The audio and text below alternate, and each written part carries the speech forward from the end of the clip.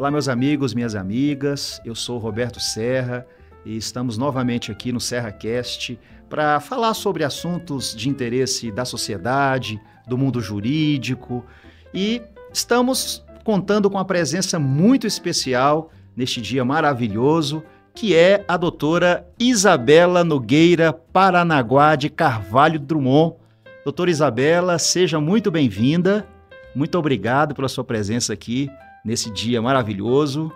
Muito obrigada, Roberto Serra. É um prazer imenso estar aqui nesse formato interessante de comunicação que é o SerraCast. Já te desejo todo o sucesso do mundo nesse projeto. Obrigado, minha amiga.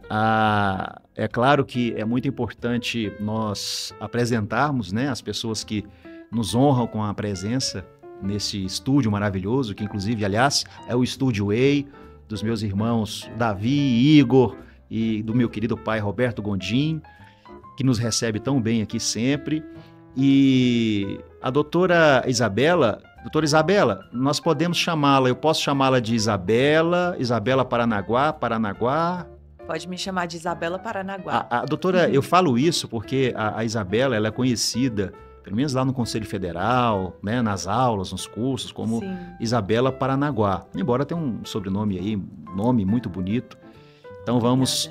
e aqui não tem formalidade, viu? Não, aqui podemos chamar todo mundo de você, essa formalidade... Já combinamos até que das próximas vai ter uma cervejinha aqui. Vai ter uma cervejinha, né?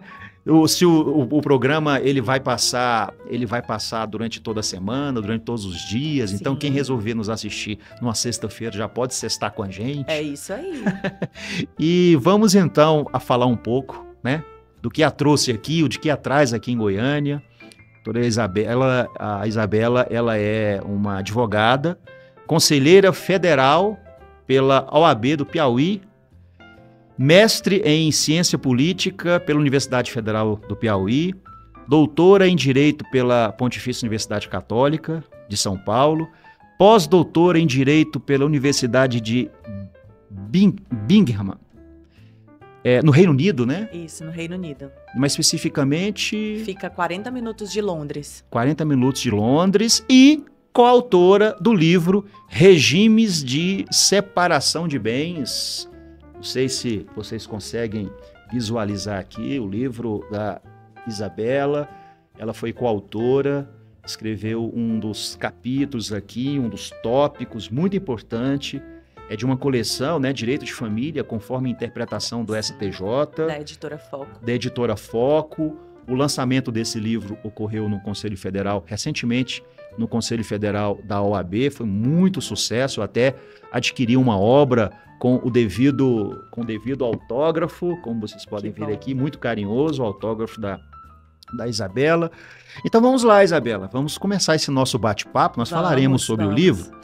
Mas antes de falar sobre o livro, eu gostaria que você falasse um pouco de você, né? Quem é a Isabela? Fizesse uma apresentação, não obstante, eu fiz um breve currículo assim, acadêmico, digamos assim, a seu respeito. Sim. Mas se você puder falar um pouco de si, nós agradecemos. Vamos lá. Olha que interessante falar de si, não é, Serra? Nós que temos um trabalho que é social, às vezes a gente até esquece no dia a dia de pensar um pouco mais na gente. Quando você leu o meu currículo, eu lembrei de cada pedacinho da minha vida, porque o mestrado foi na Federal do Piauí, um tempo em que eu continuava morando em Teresina. O doutorado foi em São Paulo, onde eu morei por 6 anos devido ao doutorado e decidi continuar morando lá. Construí minha família lá, casei com um paulista e hoje tenho um filho, voltei para o Piauí, mas antes disso morei no Reino Unido por conta do pós-doutorado, morei quase 1 ano.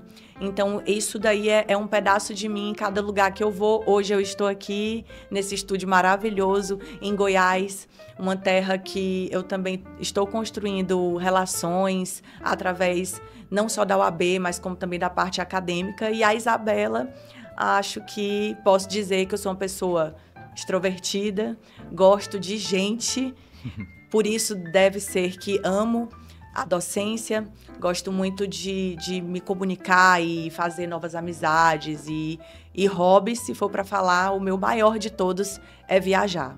Amo viajar, Por mim, passaria uma vida inteira viajando, não posso, porque a gente tem que trabalhar também. Mas esse é o meu estilo de vida. Eu gosto muito de viajar, de fazer amizades, de construir histórias com as pessoas. Ah, que bom. Nós vamos conhecê-la melhor, né? Os nossos telespectadores irão conhecê-la melhor. Até é importante dizer o seguinte, esse podcast, ele tem alguns objetivos específicos. É claro, levar informações, né, para as pessoas que nos assistem, informações de qualidade e também levar ao conhecimento das pessoas que existem outras pessoas com um currículo, com uma história de vida que poderão nos servir de exemplo. Né? É muito importante a gente ter alguma referência. Às vezes muita gente acha que não vai conseguir atingir um determinado objetivo e de repente assiste um podcast como esse. Sim. E fala assim, não, poxa, sabe de uma coisa? Peraí, eu sou mulher e até acho que não sou reconhecida. Mas a doutora Isabela, a doutora Isabela fez um curso de Direito. Depois ela fez um mestrado. Ela foi para São Paulo fazer um doutorado. E, por fim, fez um pós-doutorado no Reino Unido, fora do país. Então, para essas pessoas, Isabela, aqui, que procuram até inspiração para seguir a sua carreira pessoal e profissional... Como é que você construiu, digamos assim, a sua trajetória acadêmica, né? O que te levou a fazer o curso de Direito? Por que você decidiu fazer um curso de mestrado, doutorado? Por que você avançou para um pós-doutorado? E o que significa isso? Não só na sua vida profissional, como também na sua vida pessoal. E o que significou, claro. Certo. Serra, isso acredito que eu preciso passar por uma história da minha família. Tudo que a minha família construiu foi com base nos estudos. Então eu sempre cresci num lar com muitos livros, com muito estímulo aos estudos. E eu só aprendi a trabalhar e a conquistar as coisas dessa maneira, de verdade. Então, a minha mãe, ela é advogada há mais de 35 anos. E eu fiz até um pouco durante a graduação de Direito, de tudo para não gostar da área dela. Eu estagiei na Justiça Federal do Piauí, na Procuradoria-Geral do Estado, mas em algum momento eu fui estagiar no escritório dela, quando realmente eu vi que eu também era apaixonada pela área do Direito de Família e Sucessões e que eu queria ser advogada.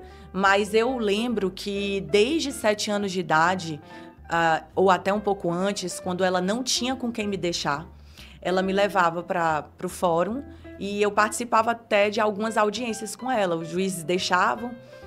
A vida era muito diferente naquela época, não tinha essa mobilidade social, essa coisa acelerada, e eu gostava.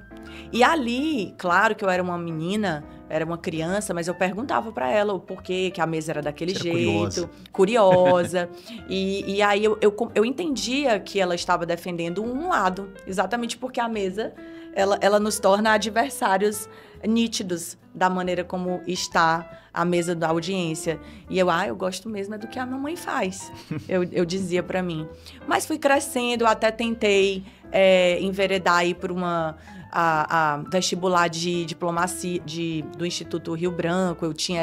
Eu almejava também. E eu fiz um vestibular da UNB, na época era programa seriado, fiz os 2, mas não fui para o terceiro, porque já tinha decidido mesmo que eu queria o curso de Direito. Fiquei em Teresina, no Piauí, fazendo esse curso de Direito, e realmente é o que eu amo. Mas, quando eu passei no curso de Direito, eu ainda tinha uma certa dúvida se eu ia fazer o Instituto Rio Branco ou não. Por isso, eu passei para Direito e História na Federal do Piauí.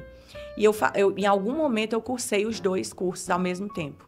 Mas realmente deu um semestre de Direito e de História. Eu parei o curso de História, que é lindo o curso de História, mas realmente escolhi o Direito, sou realizada. Claro que tem os altos e baixos, todo mundo vive dificuldades no mundo do Direito, da advocacia, mas eu amo o que eu faço, não seria outra coisa a não ser advogada e professora de Direito. E os cursos de pós-graduação, o que te levou a realmente... Por que um mestrado? Por que é importante um mestrado, um doutorado, um pós-doutorado? Como é que você poderia... O que você poderia dizer sobre isso? Sim, durante a graduação, quando alguns professores se apresentavam, eles se apresentavam também através do currículo deles, assim como você fez no início do podcast. E aí, quando eu escutava, principalmente professoras mulheres, tem um mestrado em tal lugar de São Paulo e referenciando universidades de grande nome e de grande nota no MEC, eu dizia para mim que eu queria aquilo. Eu quero chegar lá. Eu gostaria de experimentar isso e de poder chegar nesse nível, né? Como estudante de direito, eu almejava aquilo, eu sonhava com aquilo, porque não deixa de ser um sonho. E aí, quando eu passei na UAB, eu também fiz o concurso de mestrado da Federal do Piauí. Mas eu confesso que eu nem imaginava todas as portas que aquilo ia me abrir. Foi no mestrado de Ciência Política, que eu descobri que eu também gostava da docência, porque tinham muitos seminários e eu tinha que apresentar esses seminários. Eram muito mais difíceis do que os da graduação, a exigência dos professores muito exigentes da Federal do Piauí.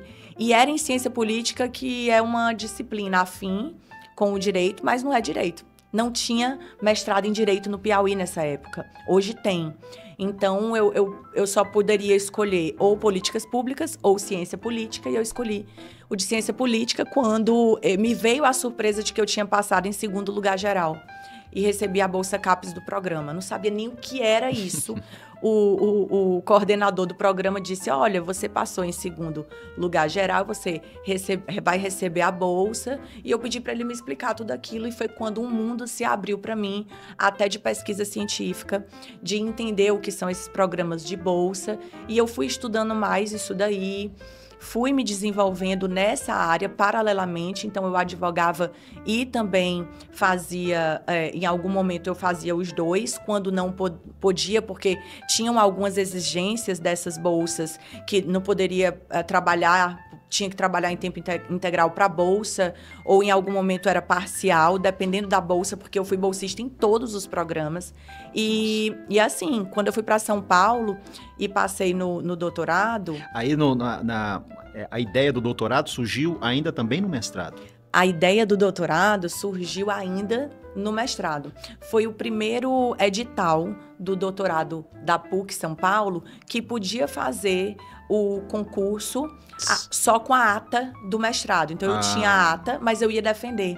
Depois eu poderia entregar. Então, foi o primeiro edital na época e eu passei ainda fazendo mestrado. Eu passei no doutorado. E eu fui a única nordestina do programa de 14 alunos do doutorado da PUC São Paulo. E consegui a bolsa, né? Também, muito concorrido. Filosofia do Direito foi a minha área lá na PUC São Paulo. E foi uma outra experiência na minha vida, porque eu fui viver na selva de pedra, como chamam São Paulo, num mundo novo para mim. Porque, enfim, Teresina é uma capital com cara de interior. Você nasceu em Teresina? Eu nasci em Teresina, sou piauiense. Então, veja, você fez o curso de mestrado todo em Teresina, aí num determinado ponto surgiu a ideia, a oportunidade da PUC de São Paulo. E aí, quando você passou, você foi morar em São Paulo?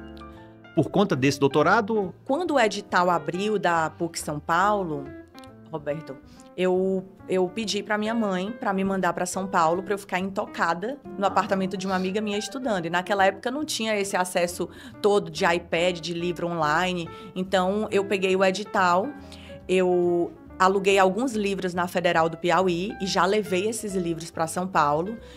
Comprei outros lá que estavam no edital e fiquei 1 mês e meio só estudando todo dia para esse doutorado. E muito interessante porque tem pessoas nos assistindo e, como você falou, se inspirando em histórias. Eu recebi 2 nãos de 2 colegas ali próximas e isso me marcou muito, porque uma delas disse assim: é melhor tu fazer a prova de línguas porque tu vai passar só na próxima, já que tu não tem nenhuma intimidade com nenhum professor da PUC São Paulo. Então, faz logo a prova de línguas para você se segurar. Ali foi o primeiro não, porque não deixa de ser a pessoa te dizendo tu não vai conseguir agora. Te desestimulando. Me desestimulando, de certa maneira. Aí que eu fiquei doida, como diz no Piauí. Aí que eu fiquei doida mesmo. Porque dizer um não para mim me estimula ao desafio. E eu sou movida a desafios. E a outra me disse praticamente a mesma coisa. Eram pessoas que já moravam em São Paulo e disse para mim... curso? Já tinham, ou já estavam no doutorado, ou estavam terminando. E, Isabela, não tem nem condição. Você tem que primeiro fazer o mestrado, aquelas aulas conhecer como ouvinte. E eu passei na única vaga que o orientador tinha. Me disseram muito isso também. Pois é. E aquele não foi um dos fatores que também me estimulou a estudar mais e mais para esse programa. E eu passei na única vaga que tinha para esse orientador, porque tinha que já escolher na hora ali das etapas. Passei nas provas de línguas, francês e inglês. E quando da entrevista, fiz a entrevista com o Chalita, inesquecível, Chalita, grande professor da PUC São Paulo. E o meu orientador, Cláudio De Sico, realmente ele só tinha uma vaga.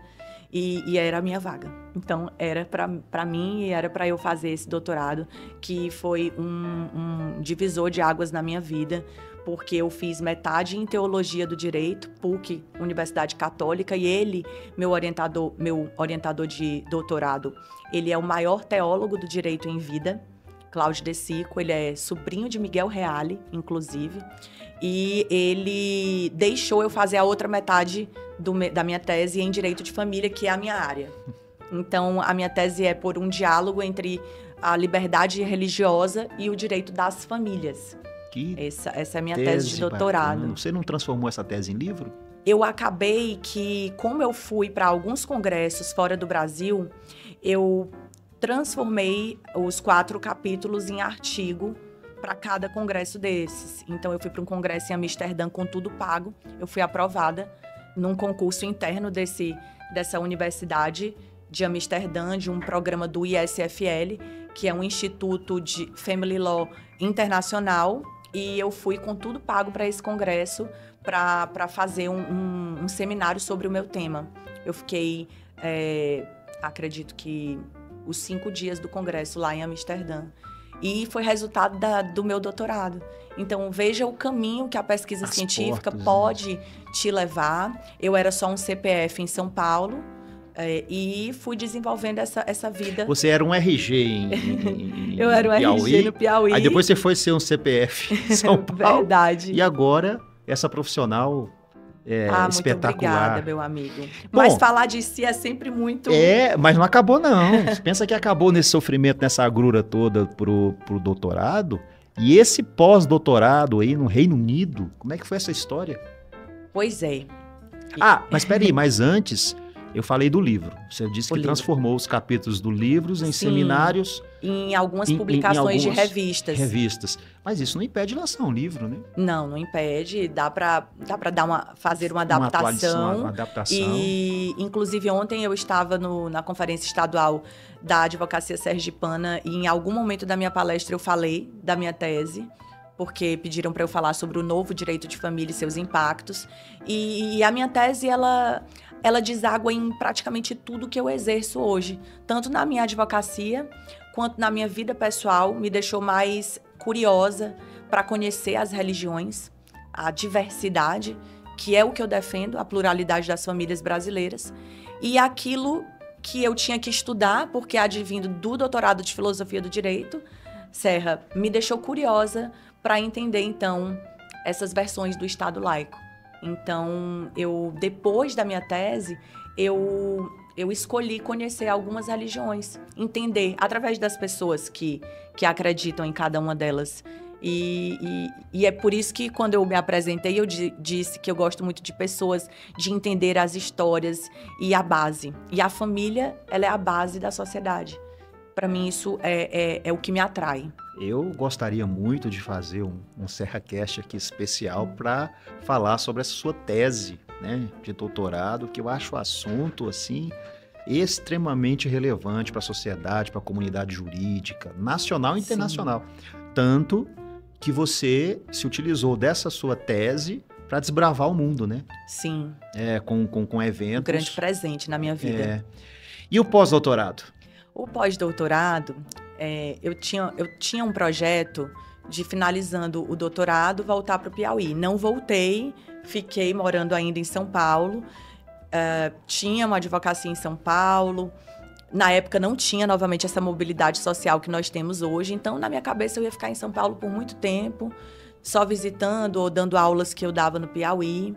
Aquela história do nunca diga nunca. E eu sempre dizia, menina, ainda dizendo, quando minha mãe perguntava, não vai voltar não? O escritório tá aqui. E eu, não, aqui tá bom. Jovem em São Paulo, solteira, era bom. Mas quando eu casei, eu disse pro meu marido, olha, tem vida melhor e tu não conhece. Lá não tem trânsito, a comida é maravilhosa. É mesmo? Né? É tudo perto. E aí, num projeto de vida mesmo, de casal, eu conversando com meu marido, eu disse, Bruno, vamos desenvolver mais essa ideia da gente construir nossa família mesmo no Piauí. Eu já tinha alguns anos de casada. E ele, tudo bem, deixa eu só ajeitar aqui a minha parte também, do trabalho dele. A gente pode deixar esse projeto e nos organizamos em tempo. Mas no meio do caminho, eu, que sou desbravadora, eu entrei em 2 programas de pós-doutorado, silenciosamente, não contei nem pra ele. Nossa Senhora. E ele sempre me via estudando de madrugada, achava que era mais uma loucura da Isabela. Algum congresso, alguma coisa assim, e eram essas 2 seleções de pós-doutorado. Online mesmo, viu, gente? Procurei nos sites, procurei vários sites de várias universidades, mas as que eu gostaria de estudar. E procurei as melhores do mundo. Universidade de Salamanca foi uma das que eu passei, recebi o e-mail com a confirmação e logo em seguida eu recebi a confirmação da Universidade de Birmingham. Inglês, para mim, eu tenho mais facilidade de falar inglês do que espanhol, pela língua, pelo ranking da Universidade de Birmingham, que é considerada uma das 100 melhores do mundo. Escolhi ela e, além disso, eu passei... Dentro desse programa, eu passei na bolsa do programa. Então, eu não paguei, porque lá na Europa, a gente tem que pagar os programas mestrado e doutorado, até o cidadão europeu, britânico, eles pagam. Só que eles têm um desconto. E eu, como brasileira, aí que eu ia pagar caro mesmo. Então, eu passei na bolsa do programa, na bolsa para estrangeiros. Então, eu fui uma das brasileiras que passou. Geralmente, nessa universidade, passam as pessoas que são da área de saúde ou da área de tecnologia, engenharia, mas eu passei como humanas e entrei nesse programa de pós-doutorado em direitos humanos lá. Fui Research Fellow, eu fazia missões diplomáticas na universidade e fui contratada como staff da universidade. E o meu contrato poderia ser renovado, mas no meio do caminho eu engravidei e decidi antecipar o projeto Piauí. Eu voltei para o Piauí em 2020, que foi exatamente o ano da pandemia, sem saber que ia existir a pandemia. E desde então eu estou no Piauí. Te conheci no Conselho Federal melhor ainda, porque já conhecia o trabalho que o Serra faz para a advocacia, o trabalho dele como advogado e também o trabalho que ele presta, essa missão que ele entrega para a OAB, porque, gente, é voluntário. A gente sempre costuma dizer isso e frisar, não é, Serra? É voluntário. E anos de dedicação, já conhecia o nome dele e tudo que ele tem feito para a advocacia de Goiás e para a advocacia do Brasil agora como conselheiro federal. Não, que bacana a sua história. Agradeço, né, pelas suas carinhosas palavras. A recíproca é verdadeira. Mas que bacana essa história, né, de vida acadêmica sua, Isabela. É realmente inspiradora. Obrigada. Espero que muita gente se inspire também com essa história e resolva investir, né? E você falou sobre dois campos de atuação importantes nesse meio acadêmico que você acabou desenvolvendo, que é a advocacia e digamos assim, o desenvolvimento de atividade institucional, que no caso da OAB. Eu não sei qual a gente pode começar a falar primeiro, mas vamos começar pela advocacia, porque depois a gente fala sobre a OAB, no caso, o Conselho Federal. Mas, tudo bem, nesse período acadêmico, você também advogava? Você conseguia advogar? Teve um momento do doutorado que, como eu passei na bolsa CNPq do programa de doutorado, como a minha bolsa era integral, eu não poderia exercer outra atividade. Mas a advocacia é profissional liberal, eu sempre acompanhava o que acontecia no escritório. Tanto é que eu fui uma das que primeiro terminou o doutorado, porque eu estava doida para trabalhar. E eu tinha que ficar à disposição da PUC São Paulo. Eu trabalhei. E foi ali que eu também me descobri na docência e que eu amava dar aula, porque eu fui professora assistente da PUC durante o doutorado. E lá na PUC São Paulo eu dei aula de Direitos Reais e Direito de Família com a Cláudia Perry, minha querida Cláudia Perry, professora de Direito de Família da PUC São Paulo. Então foi lá que eu descobri mesmo que eu queria também enveredar pela docência e ser professora de Direito. Então, quando eu defendi, Serra, a tese de doutorado, aí sim, eu me lancei novamente para a advocacia, nesse vai e vem, e trabalhei em escritório de advocacia em São Paulo. Isso. Até com previdenciário, que eu não gosto, não é minha área, gente, nada contra, mas não gostei. Trabalhei no escritório de direito previdenciário, faz parte, não é? Acho que a gente também tem que ir para outras áreas para entender que a gente não gosta daquilo, e não gostei mesmo. Pelo que eu me recordo aqui, você teve a sua grande fonte de inspiração foi a sua mãe, como profissional da advocacia, né? Sim. Então, certamente, essa inspiração foi que te encantou na profissão. Foi. Mas por que a advocacia? Depois que você se encantou e depois que você se inspirou no exercício dessa tão bela profissão, como que você define a advocacia e o que você acha dessa profissão? O que ela significa na sua vida? A advocacia, Serra, para mim, é o motivo de me dar estímulo todos os dias e entender que eu posso, de alguma maneira, com a minha expertise, com um senso de humanidade, ajudar as pessoas a solucionar esses seus problemas, a ajudar aquelas demandas familiares. Eu sempre tentei realmente me tornar uma especialista no direito de família e sucessões, e a advocacia ela me atrai exatamente por ela proporcionar eu estar de um lado da história, tentando ajudá-lo, tentando pacificar esse conflito familiar, esse conflito que vai se tornar em algum momento sucessório também, e poder ajudar esse bem da vida, esses casos de guarda, de convivência familiar, e tentar imprimir para essa advocacia de família uma advocacia mais humanizada. Eu vou por esse lado, e a advocacia em si, ela me atrai também pela dinamicidade dela e pela diversidade. Esse movimento que a advocacia, a minha maneira de advogar, eu exerço uma advocacia de maneira híbrida e combina muito comigo. Porque, por exemplo, hoje eu estou aqui, mas eu consegui advogar no digital, tranquilamente. Então, eu consigo fazer uma agenda que é uma agenda de presencial e de online, me proporcionando eu advogar em todo o Brasil. Então, eu gosto muito da dinamicidade também que a advocacia traz pra gente. E você recomendaria, se alguém, por exemplo, te perguntasse, ou as pessoas que estão nos assistindo aí tivessem ainda na dúvida em qual profissão seguir, você recomendaria a advocacia? O que é que você diria a essas pessoas?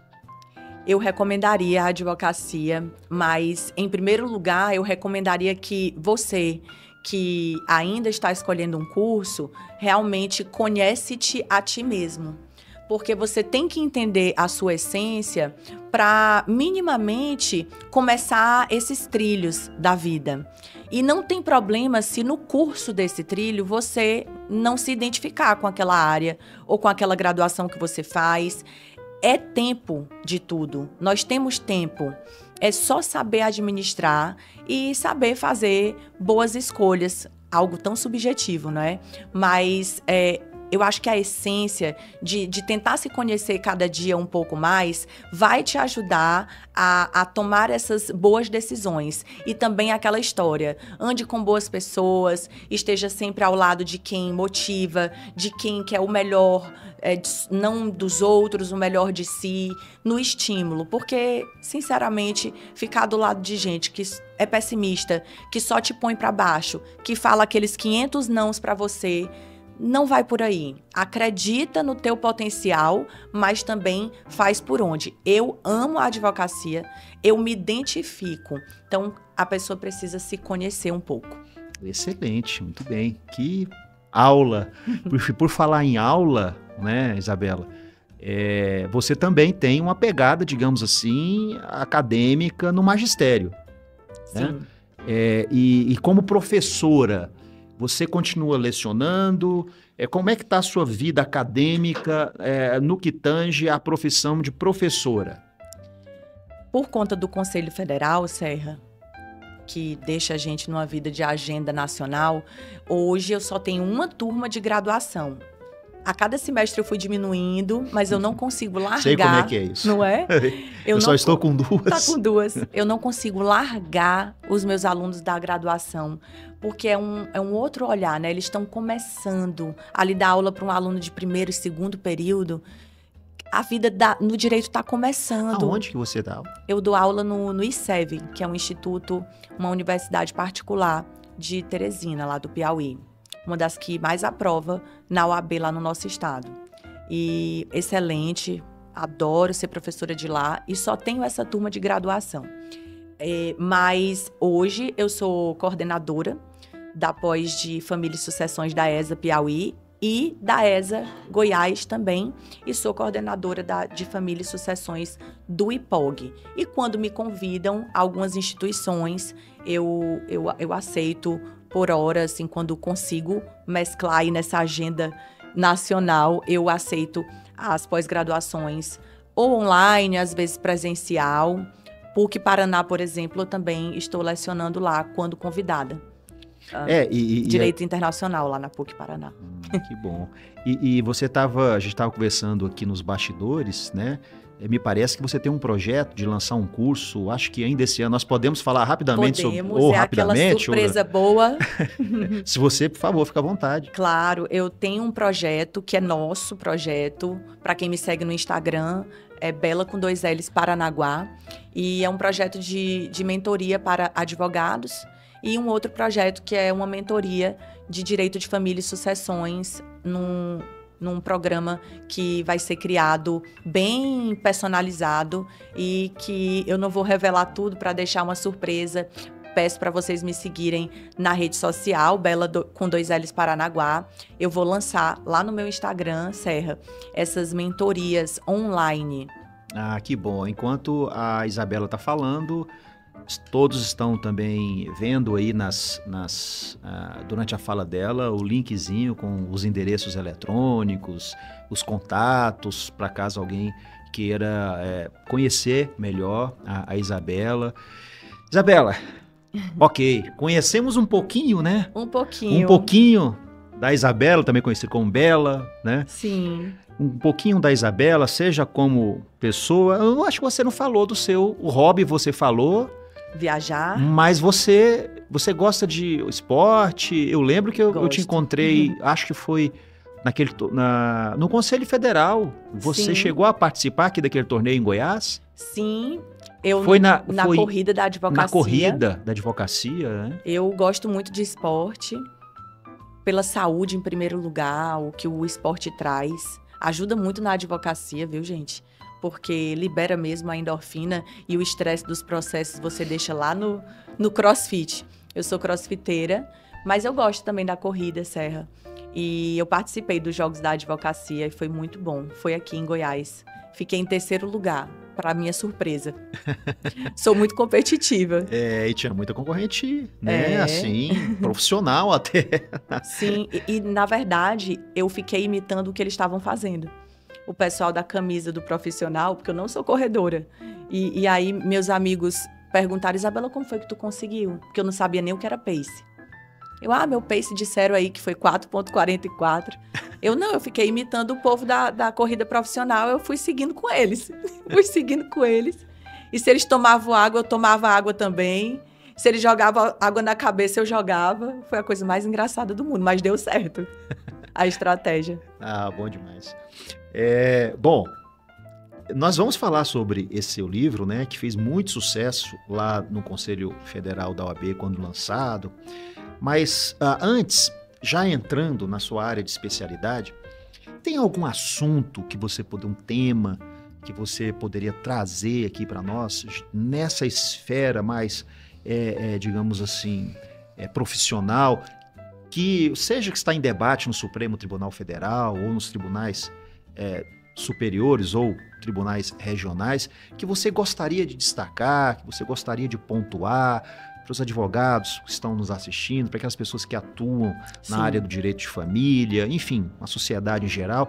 Tem algum ponto que você gostaria de destacar, polêmico talvez, aqui para nós? Vai ser polêmico, porque tudo em direito de família, Serra. Isso é verdade. Quando a gente chega, e principalmente trazendo dados de tribunais superiores, vai ser polêmico. Então, o que eu trago é a discussão que sempre quando chega nos nossos tribunais superiores, a gente esbarra no conservadorismo, que é a questão das famílias paralelas ou simultâneas. E eu nem gosto muito dessa expressão famílias paralelas, porque paralela parece que elas não vão se encontrar nunca. E como diz o Rodrigo da Cunha Pereira, que é o presidente do Instituto Brasileiro de Direito de Família, em algum momento essas famílias paralelas vão se encontrar, nem que seja na fila do INSS. Então, quando essas demandas do direito de família, e poucas delas chegam nos tribunais superiores, porque geralmente as nossas demandas terminam realmente nos TJs, mas quando elas chegam, os nossos tribunais, eles ainda são muito conservadores, os superiores, nas demandas, por exemplo, de famílias simultâneas, eu prefiro chamá-las assim, que é um casamento e, simultaneamente, essa pessoa, com a má-fé dela, ela vive realmente uma família chamada união estável. E exatamente pelos fatos da vida como ela é, revelarem que aquilo existiu no plano fático, a própria Justiça Federal é a primeira a mandar ratear a pensão para as duas. Goste você ou não dentro da sua moral. E por isso é extremamente polêmico, porque entra aquela discussão do direito e moral. E aqui nós estamos no direito, não é? Para proteger todas as espécies de família. E se uma pessoa ali agiu com má fé, as outras, ou enfim, que estão de boa fé na história, não podem ser desprestigiadas como família. Eu estou falando daquela que paralelamente, simultaneamente, realmente viveu uma união estável, teve filhos simultaneamente com essa pessoa, e quando chega no Tribunal Superior, ele sempre diz que a outra ou outro, quando muito, é amante. E isso, para o direito de família, é muito negacionismo, porque na vida como ela é, nós vemos a vida como ela é quando nós fazemos as audiências de instrução e julgamento nas varas de família.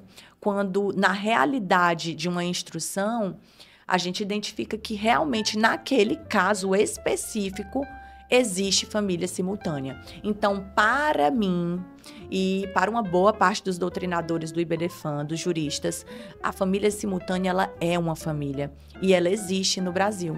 Ela tem sido protegida até os tribunais de justiça, na forma da jurisprudência e nos casos concretos. Então, esse detalhe que eu trago aqui para o nosso podcast, que é polêmico, é exatamente porque as últimas decisões do STJ foram no sentido de negar a existência da família simultânea, o que é muito ruim para a promoção da pluralidade familiar. E a gente tem um artigo, que é o artigo 226 da Constituição Federal, que é o artigo do princípio do pluralismo familiar, que diz, defenda todas as espécies de família, em outras palavras. Muito interessante. Esse tema, será que tem alguma relação direta com o assunto tratado nesse livro? O livro que você foi coautora, o título dele é Regimes de Separação de Bens. Especificamente no capítulo que você escreveu, o título que você deu foi Regime de Separação de Bens, uma análise sobre o Instituto da Separação de Bens Digitais. Então, o que você poderia falar desse artigo? O que te levou a escrever? E o que você poderia dizer? O que ele é importante para a sociedade, talvez até numa relação com esse tema que você trouxe aqui, enfim. Joia. Por favor. Joia, Serra. Na relação com esse tema, tudo a ver, porque essa que tem a família do casamento, automaticamente você, quando se casa, é obrigado a escolher um regime de bens. Então, poderia ela, desse caso concreto, ter escolhido, junto com ele, já que é um negócio jurídico bilateral, o casamento, o regime da separação de bens. E o regime da separação de bens, ele tem o regramento dele, tem suas próprias características, que, como o próprio nome diz, o que é meu, o que é dele, e não comunica. E isso no direito de família.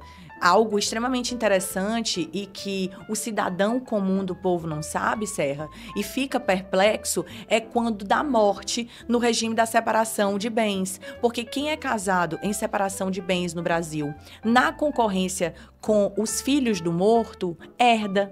E muita gente no Brasil não entende e não concorda. E eu acho válido você não concordar que quem é casado em separação de bens, na concorrência com descendente, vai herdar.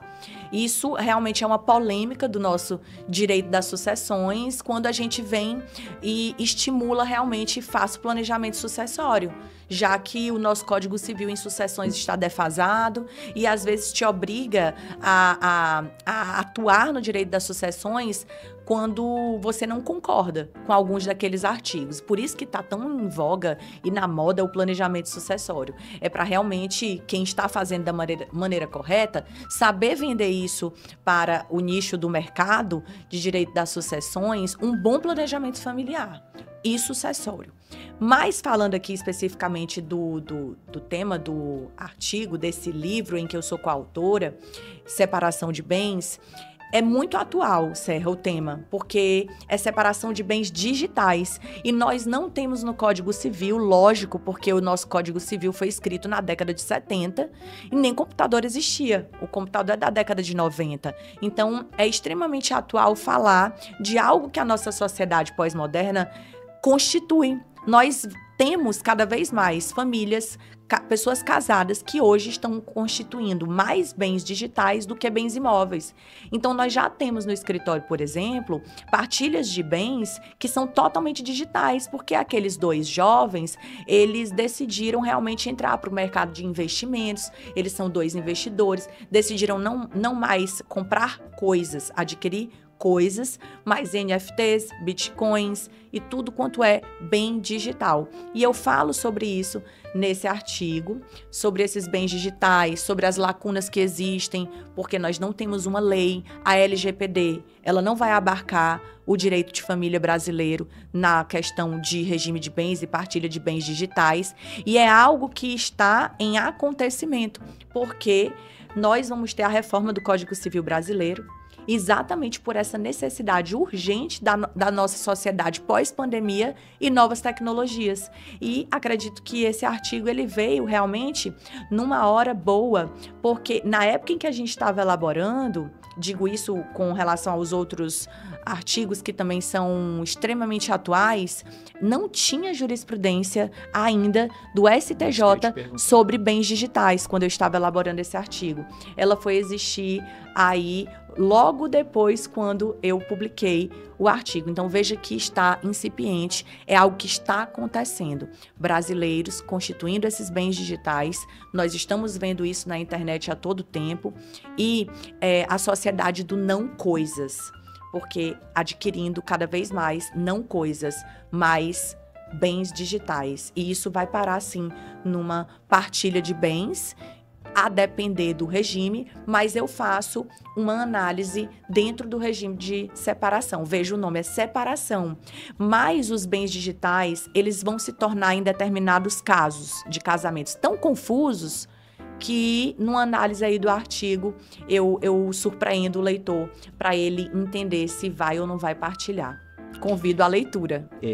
Não, sim, com certeza. Agora, um ponto aqui interessante, você falou que o nosso Código Civil está defasado, né? Sim. E há projeto Sim, de lei, Ainda bem, já foi nomeado um grupo de trabalho no mês passado, um grupo de trabalho que temos juristas do IBDFAN lá, Giselde Ironaca, Mário Delgado ficou com a parte de direito das sucessões, nós temos um representante do Conselho Federal, que é o Marcos Vinícius Furtado Coelho, que também está nesse grupo de trabalho para o Código Civil, para a sua reforma, e nós da OAB, as comissões, são 4 comissões temáticas de direito civil, nós vamos fazer notas técnicas para um apoio à elaboração dessa reforma do Código Civil. Então, é uma mudança de sociedade, essa nova sociedade que a gente vive. Enquanto essa reforma não sai, os casos vão chegando nos tribunais. Isso. E você acha que os tribunais,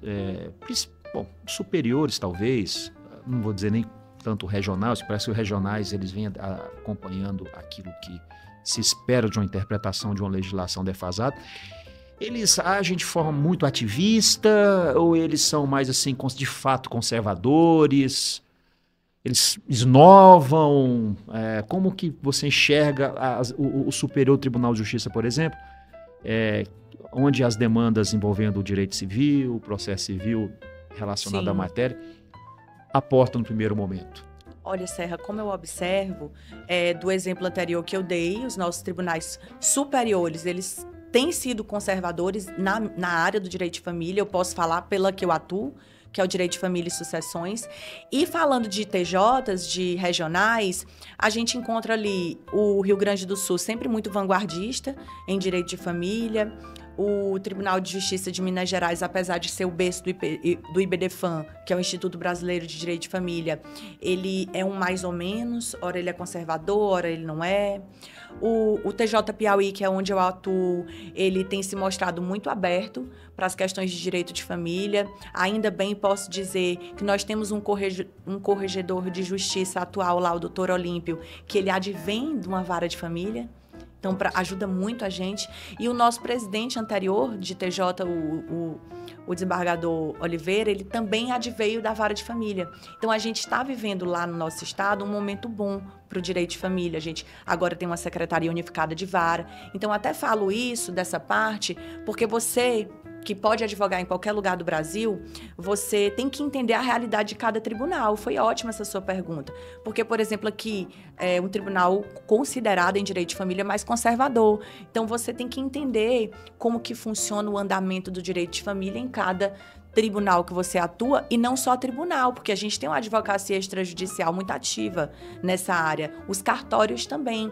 Ver como é que estão os provimentos do CNJ, como eles vão contribuir para a nossa advocacia de família.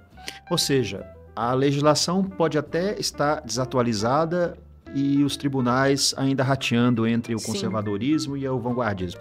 Mas o advogado tem sempre que estar atualizado, o advogado, sim. Tem sempre que conhecer a realidade regional de cada estado, para ele poder, a partir desse conhecimento, utilizar a estratégia correta até para mudar, até para evoluir, né, naquela região. E é isso mesmo, Serra. Eu costumo dizer que é o advogado que vai levar a vida como ela é. Ele é responsável por isso. É ele que vai levar a demanda da sociedade para o judiciário conhecer quando é situação litigiosa. E o advogado é quem vai criar as teses jurídicas. Ele que vai ali mostrar para o juiz. E nesse ponto, esse livro aqui, Regimes de Separação de Bens, ele é muito rico, porque ele traz uma série de temas, né, de artigos escritos por juristas muito consagrados, dentre eles você, né, Isabela? Sim. E que é uma ferramenta muito importante para que o advogado ele se atualize, se aprimore e consiga exercer a profissão da forma com que o seu cliente constituinte espera, né? Editora Foco. Ele pode ser adquirido online, você pode adquirir. Esse livro, Serra, os coordenadores, eu preciso parabenizar os nossos coordenadores desse livro, que é o Rui Portanova, o Rafael Calmon e o Gustavo D'Alessandro. O prefácio foi da ministra Nancy Andrighi. E esse livro hoje ele é o mais vendido em separação de bens no Brasil. Ele já é o livro que mais vende nesse regime. Ele é a segunda edição, a primeira edição é de parcial de bens. E eu acho que depois desse nosso podcast vai ser o mais vendido do mundo. Vamos lá, vamos divulgar o livro. Isabela, olha, estamos aqui chegando, infelizmente, né? Passou tão foi rápido, tão bom. Nossa Senhora. Eu quero deixar aqui esses momentos finais para as suas considerações. Será que tem alguma coisa aqui? É claro, né? Esse nosso assunto, essa nossa conversa, ela começou de uma forma bem pessoal, para as pessoas te conhecerem melhor. Depois ele perpassou por um viés mais profissional, de atuação profissional da advocacia. E será que tem algum tema aqui que a gente não falou? Assim, é claro que nós iremos nos encontrar outras vezes, Outras vezes, por favor. Inclusive, a gente estava até discutindo aqui um assunto muito importante que seria objeto de debate de outros podcasts. De outros podcasts. Mas você gostaria de dizer mais alguma coisa aqui nesse final do nosso encontro? Olha, Serra, o que eu posso dizer é que foi uma tarde maravilhosa. Mais uma vez, de muito conhecimento. É sempre bom estar com você num ambiente agora assim, muito descontraído. A gente costuma se encontrar em ambientes completamente profissionais e aqui não deixando de ser profissional, mas um momento em que a gente se sente mais à vontade de falar além do profissional, né? De poder dizer quem nós somos como pessoas antes de tudo e contar nossas histórias e não de maneira de um orgulho extremo ou de modéstias. Aqui é pra gente realmente tentar mostrar um pouco de nós, tentar inspirar de alguma maneira e tentar mostrar para você que está nos assistindo que você pode ser o que você quiser, mas, na minha opinião, você vai precisar fazer por onde. Então, fazer sua parte na vida, né? Na vida, é para tudo da sua vida. Eu gosto de caminhar dessa maneira, de ter um exercício diário de autoconhecimento. Aqui eu falei do autoconhecimento também. E o advogado, a advogada, hoje, ele precisa pensar muito na saúde mental dele também. Coisas que as graduações em direito, elas não vão fazer. Infelizmente, porque o modelo, o formato, ele não está mais comportando a atualidade. Então, o podcast, um podcast de conteúdo como o SerraCast, ele vai te abrir esses outros conhecimentos, essas outras possibilidades de você ir se enxergando em cada tema que o Serra vai trazer aqui para vocês e já aqui me colocando como uma convidada de uma próxima vez. Eu te parabenizo enormemente por esse projeto e eu tenho certeza que você vai ter muito sucesso nele. Muito obrigada pelo convite. Eu que agradeço, minha amiga. Muito obrigado. Quero, então, me despedir de vocês, né? Agradecer pela audiência, pelo tempo e paciência e esperar encontrá-los novamente muito breve. Isabela, mais uma vez, obrigado, viu? Obrigada. Muito obrigado mesmo. Foi obrigada. Ótimo. Foi excelente. Deus continue iluminando o seu caminho. Amém. E até a próxima, pessoal. Até a abraço. próxima.